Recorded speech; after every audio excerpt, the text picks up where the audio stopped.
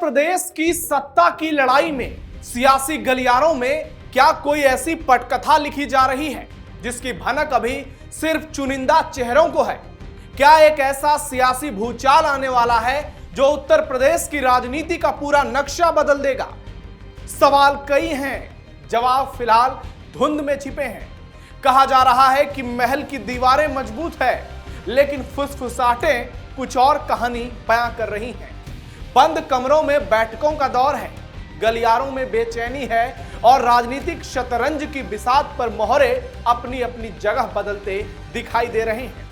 सबकी नजरें सैफई पर है, क्योंकि सैफई में जो हलचल है वो सिर्फ एक परिवार की नहीं, पूरे प्रदेश की सियासत का भविष्य तय कर सकती है। सवाल यह भी है, क्या अपने ही किले में किसी ने सेंध लगा दी है? क्या कोई ऐसा चेहरा है जो सामने मुस्कुरा रहा है लेकिन पर्दे के पीछे नई कहानी लिख रहा है? 2027 अभी कुछ दूर है, लेकिन सियासी घड़ी की सुइयां तेजी से घूम रही है। हर बयान के पीछे एक संकेत है, हर खामोशी के पीछे एक संदेश है और हर मुलाकात के पीछे छिपा है एक बड़ा राज। उत्तर प्रदेश की राजनीति में कुछ बड़ा होने वाला है, बहुत बड़ा। और जब पर्दा उठेगा तो सिर्फ चेहरे नहीं बदलेंगे, सियासत का पूरा खेल बदल जाएगा और कुछ चेहरे बेनकाब हो जाएंगे। सवाल, अखिलेश की सेना का विभीषण कौन? जी हां, नमस्कार, टर्निंग पॉइंट देख रहे हैं आप। मैं हूं नवेंदु और आज के इस वीडियो में आपको बताऊंगा समाजवादी पार्टी में टूट की खबरें पूरे बिहार, पूरे उत्तर प्रदेश, पूरे देश की राजनीति का केंद्र क्यों बन गया है।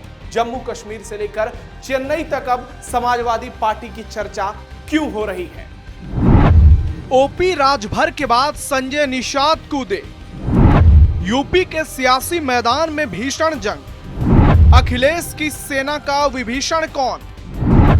नए दावे से कांप उठी समाजवादी पार्टी। यूपी की राजनीति में इन दिनों हलचल तेज है। सुभाषपा अध्यक्ष और यूपी सरकार में कैबिनेट मंत्री ओम प्रकाश राजभर और डिप्टी सीएम केशव प्रसाद मौर्य के समाजवादी पार्टी में टूट के दावे के बाद अब योगी कैबिनेट में मंत्री और निषाद पार्टी के चीफ संजय निषाद ने भी बड़ा दावा कर दिया है। संजय निषाद ने खुलेआम कह दिया है कि सपा के 2 दर्जन से ज्यादा सांसद उनके संपर्क में हैं। सपा समेत पूरा विपक्ष लंबे समय से सत्ता से बाहर है। विपक्ष के नेता जब सरकार में आएंगे तो अपने क्षेत्र का विकास करा सकते हैं। यह बयान निषाद का है। उन्होंने कहा कि समाजवादी पार्टी में जो हिंदुत्व विचारधारा के नेता हैं वो उनसे मिलने आते रहते हैं और ये सभी सांसद उनसे लगातार संपर्क में हैं और सरकार में आने के लिए भी तैयार। दूसरी ओर सुभाषपा प्रमुख और योगी सरकार में कैबिनेट मंत्री ओम प्रकाश राजभर तो रुक ही नहीं रहे। एक बार फिर से नया बयान दे दिया, बड़ा दावा कर दिया कि अखिलेश यादव की समाजवादी पार्टी साल 2047 तक यूपी की सत्ता में वापसी कर ही नहीं पाएगी। साथ ही उन्होंने सपा में जल्द ही एक बड़ी टूट होने का सीधा ऐलान कर दिया। ओम प्रकाश राजभर ने खुलेआम कह दिया कि यूपी में जल्द ही एक बहुत बड़ा राजनीतिक उलटफेर देखने को मिल सकता है। उनके हिसाब से 2027 के विधानसभा चुनाव की तो बात छोड़ ही दीजिए, विधानसभा का आगामी सत्र शुरू होने से पहले ही सारा खेल खत्म हो जाएगा। राजभर ने चुनौती देते हुए कहा कि यह बात लिखकर रख लीजिए कि 2047 तक समाजवादी पार्टी सत्ता का मुंह नहीं देख पाएगी। ये बयान ऐसे वक्त पर आ रहे हैं जब राजभर के बयान से पूरे यूपी में सनसनी मची है और उनके दावों ने सियासी पारे को 7वें आसमान पर पहुंचा दिया है। राजभर के बयान के बाद ही यूपी के डिप्टी सीएम केशव प्रसाद मौर्य ने एक और बड़ा दावा कर दिया।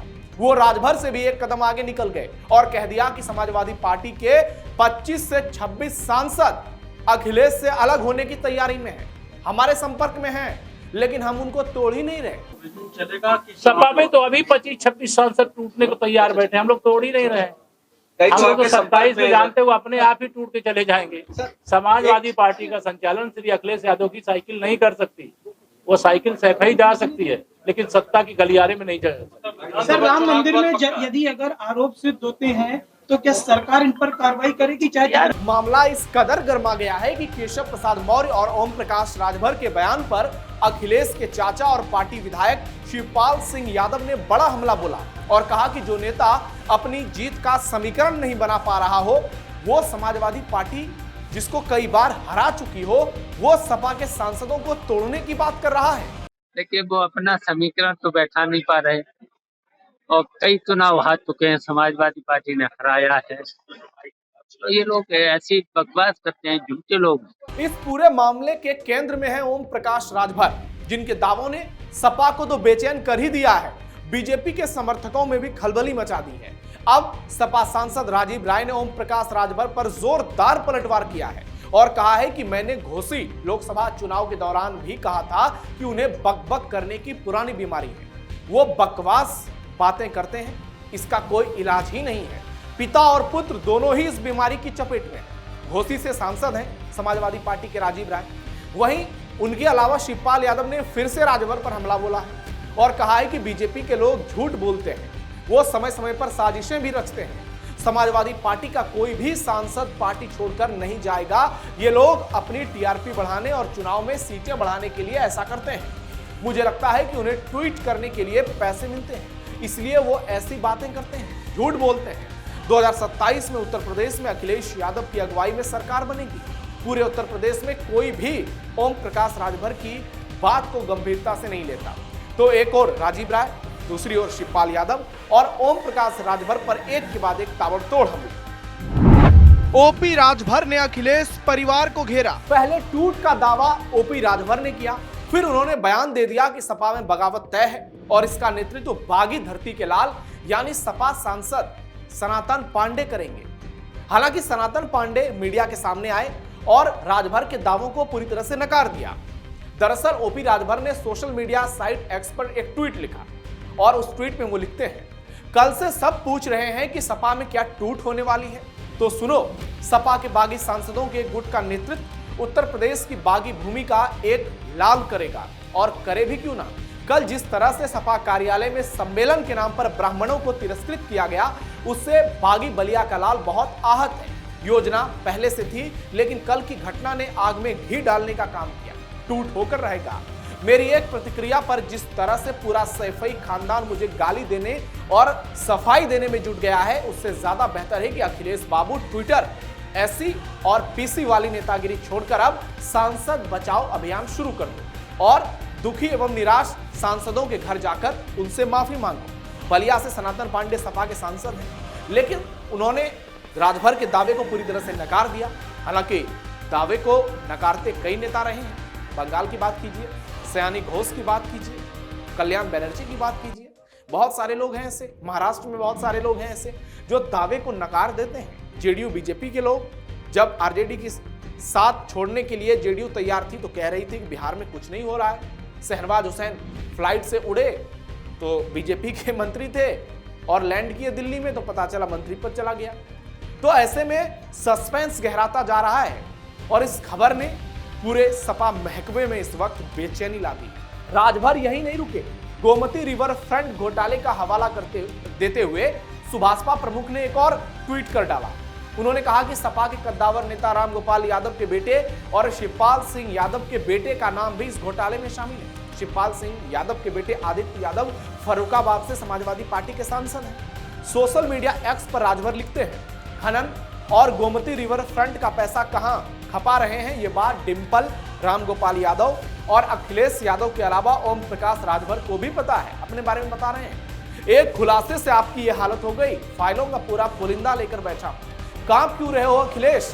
आंखें खोलते ही बलिया फोन मिला दिए ना, अखिलेश यादव को ट्वीट करके कहते। राजभर के मुताबिक जांच एजेंसियों की कार्रवाई तेज होने के बाद रामगोपाल यादव ने केंद्रीय गृह मंत्री अमित शाह से मुलाकात की थी। राजभर ने दावा किया कि इस दौरान उन्होंने उन नेताओं के नामों की एक चिट्ठी भी सौंपी जो समाजवादी पार्टी छोड़ने के लिए इच्छुक हैं। राजभर ने तंज कसा और कहा कि पीएम मोदी और सीएम योगी की मेहरबानी से ही ये लोग अब तक जेल से बाहर हैं। ओम प्रकाश राजभर के मुताबिक अखिलेश यादव के चाचा ही पार्टी तोड़ देंगे। हालांकि ये तो वक्त बताएगा, लेकिन इतना जरूर है कि अब पश्चिम बंगाल और महाराष्ट्र के बाद उत्तर प्रदेश ही देश की सियासत का केंद्र बन गया है और सामने 2027 का चुनाव है। एक और अखिलेश की सेना तो दूसरी तरफ योगी आदित्यनाथ की सेना।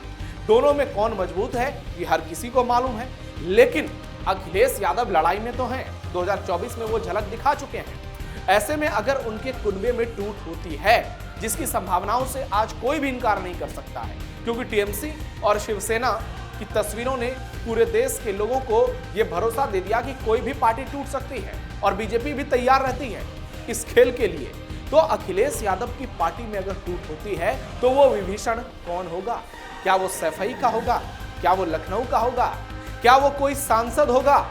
कोई ब्राह्मण सांसद, कोई ओबीसी सांसद, कोई दलित सांसद? आखिर वो होगा कौन जो अखिलेश यादव के लिए 2047 तक की राहें बंद कर देगा? सवाल बहुत सारे हैं।